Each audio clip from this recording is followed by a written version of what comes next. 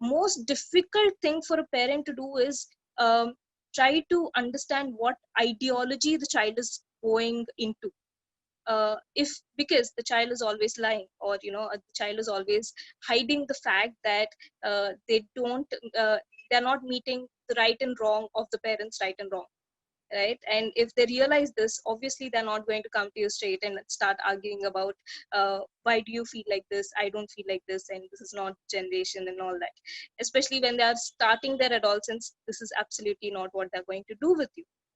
So what can you do, and how can you identify that they are seeking advice, or in wrong place, or they are going in a wrong direction? This is what I usually practice, and this is what I suggest.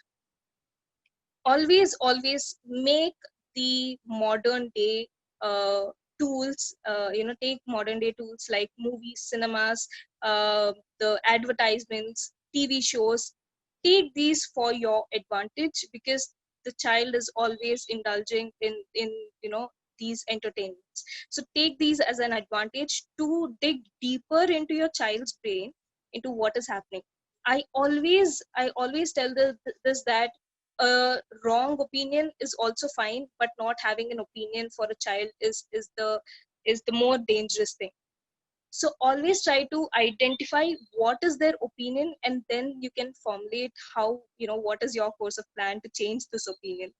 The second step will become more easier once you identify which way their opinions are being shaped in.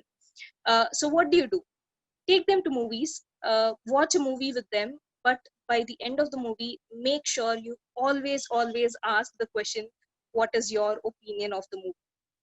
Most of the time, we do not encourage the discussion of what is your opinion, with our adolescents, and that is where that is one very powerful platform where we can get an insight into what is going on in their brain.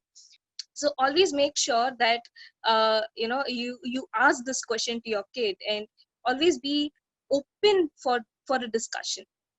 Once the kid starts telling you what is their opinion about this particular show or this particular movie, um, do not confront them in a way that the child feels a little hurt, or child feels a little targeted, right? Once they tell you what their opinion is, take it in and slowly formulate your opinion in a way that, so always this conversation of opinions is very tricky. uh, when you tell them your opinion, you make sure you reason out what your opinion is and why you came up with that opinion. Make sure you tell your adolescents what your personal story is. Never shy away from being vulnerable to your kid. When your child sees you being vulnerable, when the child sees you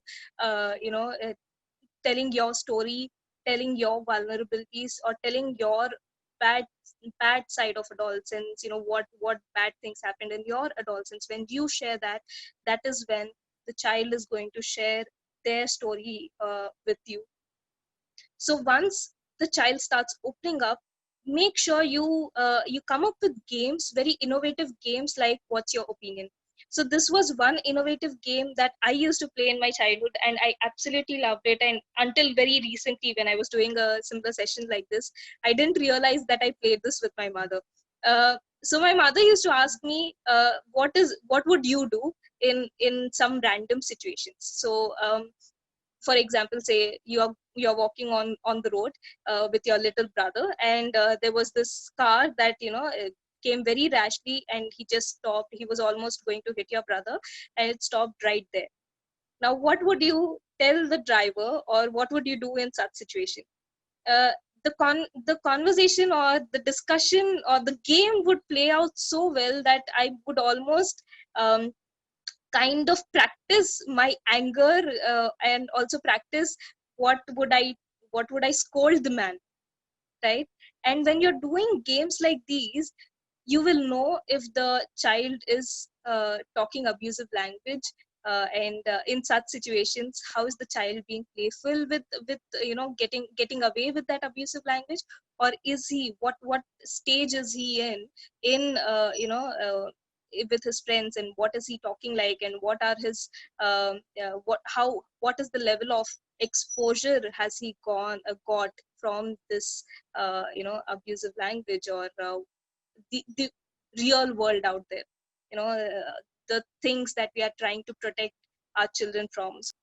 In a very, you can start with a very small situation and go up to a very serious situations, and this is slowly giving you insight into what is happening in your child's life. And once the child opens up to you about this is what is happening, make sure you're there for them as a parent, more as a friend, uh, than as a parent. And slowly, when you're starting to show your vulnerability, and when you're starting to show or talk to them about what happened, the bad incidents that happened in your childhood, in your adolescence, that is when your child will trust you even more, will get even closer to you.